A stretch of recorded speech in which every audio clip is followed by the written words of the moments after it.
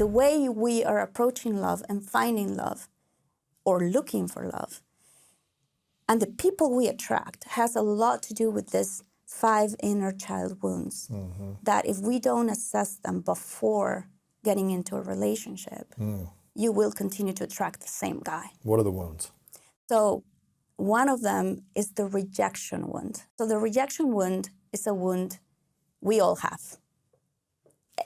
Literally, like since you're a little kid, you know, at one point your mom or dad is going to say no to you and you're going to feel rejected. But there's people that have it even bigger. We all have that one, but there's people that have it even bigger. So, you know, you have a story of rejection in school. You've told me many, many times that, you know, you felt rejected, you felt like you were not. What that creates is a person that in the future, when there's trouble, and when that person feels rejected, that person's going to try to go away or walk away, run away. Or react or trigger it or whatever. React, triggered, like I'm feeling rejected, I'm going to run away. Or it can also create a person that wants to be, it's so malleable, so adaptable, that if you like whatever thing, do whatever to fit in and belong, and exactly. So you're looking for love, but you're adapting to whatever the other person wants and needs. You know, like you become that type of adult.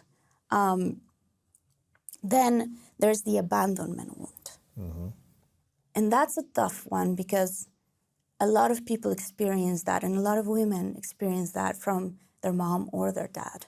You know, there's a lot of very sad stories of my dad left for another woman and I never saw him again. And so what does that mean? And you're a little kid with your little tiny mind of 9 years old. You don't think it's because of other things. You cannot put yourself in your parents' shoes. You think it's about you. Yes. And so then what happens with people that have abandonment wounds is that they become dependent.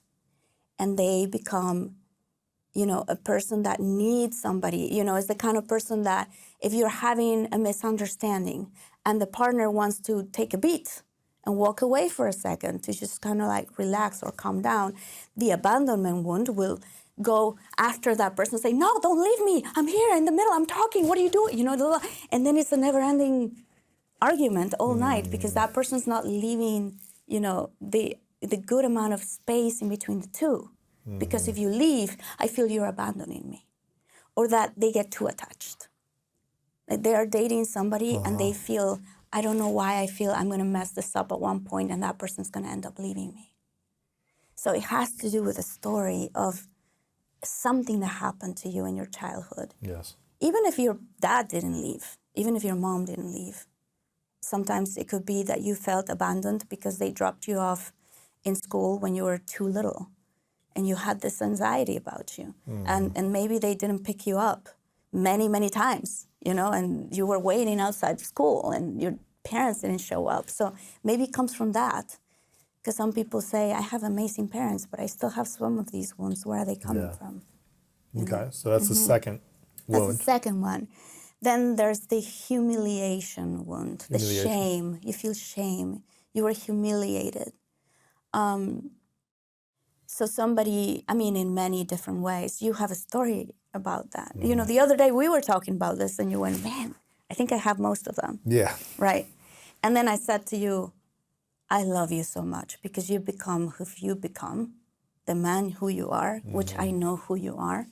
Having had all of these wounds is admirable. You know, the type of resilience that you have, the type of commitment with yourself that you have. Yeah. It's massive because you do, but you were humiliated in school, right? People that were bullied or people that your parents can humiliate you. Yeah, they can. You know, many, many times. You're like, oh, you're the little kid, you're excited because you wrote this little song at that one moment and your dad is with a bunch of friends. It's like, no, what? No, you sing horrible. Move out of the way. Right. And you continue. You feel that humiliation. Right. So what that creates, having had a parent who has a crazy temper and you never know what you're going to expect, right? That parent that maybe reprimand, how do you say reprimand? Yeah, reprimanded, I guess. reprimanded you. You know English better than I do. But reprimanded you in front of other kids, Yeah. you know, with a big temper, that big Yeah. voice. You feel like this humiliation. So what that creates is in the future, if you have not worked in your inner child wounds, is a man or a woman that is willing to take any kind of abuse. So you're replicating the abuse Right. that you had at home. So you even learned how to stand up for yourself. Exactly. Yeah. So then you have a screaming girlfriend saying, well, I'm going to break up with you if you don't pick up my phone call. And you continue in the relationship because you're like, yeah, of course.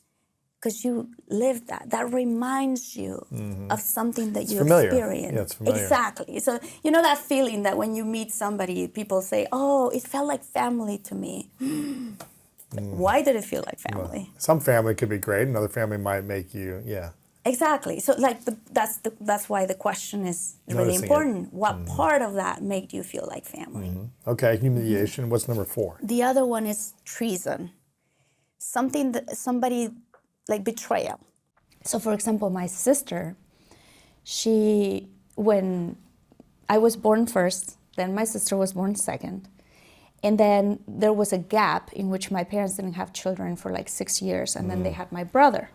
So she was the little baby of the family, and she's so funny. You know my sister, she's really fun. She's like outgoing and really amazing. And so then when my brother was born, for her, and she says this today, it felt like a betrayal. It felt like, what is this new person in the family? I'm not the little baby anymore. And mom, dad, and everyone around, including herself, they say that her personality, changed a little bit. And she felt, and to this day, she feels when she's more able to have more control is when she can feel safe. And because she felt betrayed by my parents, right? So then therefore later in life, she grows up as a woman and she's looking for love, and she's looking for a man that she can in a way give direction to. And this is why her relationship and my brother-in-law, relationship works really well. Right. Because in his case, he had an abandonment wound.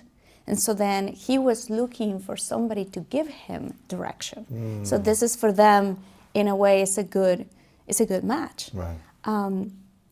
So for me, being the oldest of the family, my mom was always so amazing into praising and saying, oh, Martita's the helper of the family. She helps me with the house. She helps me with the siblings. She helps me. So in a way, I built my identity feeling as if I was of help to somebody, then I was worth it, right? I had some value to bring if I was being of help to somebody. So then what happened is then later, as an adult, before having healed my inner child wounds, I was looking for somebody I could help. And I didn't know this. This is subconscious, right? So then all of a sudden, I used to fall in love with men that needed a lot of support and a lot of help. Because in a way, if they didn't need me, I didn't know if I was worthy. So that was a big one for me. And then the other one was shame. So for me, it was, my family too. We're jokers, we joke all the time. And especially my dad's side of the family, he was so young, he was 20 years old. And he used to poke me or do these little things. I was 1 year old, 2, 3, 4, 4, 5.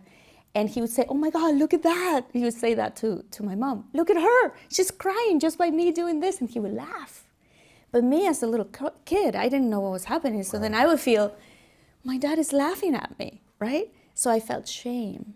And I had other moments in my life. I stole something from school, which is, my mom was really upset, which was good, by the way, that I learned a lesson. But in front of my entire classroom, she said that I had stolen sharpener, Yeah. Sharpener, yes. And so I was crying in front of the classroom, and I felt embarrassed.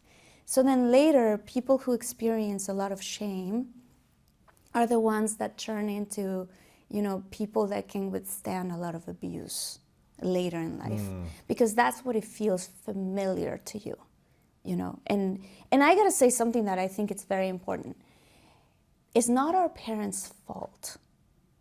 We should, you know, stop blaming our parents for the way we are. They did what they could with what they could. They did their best with what the tools they had, you know, the things they had. So, and it's up to us to heal ourselves.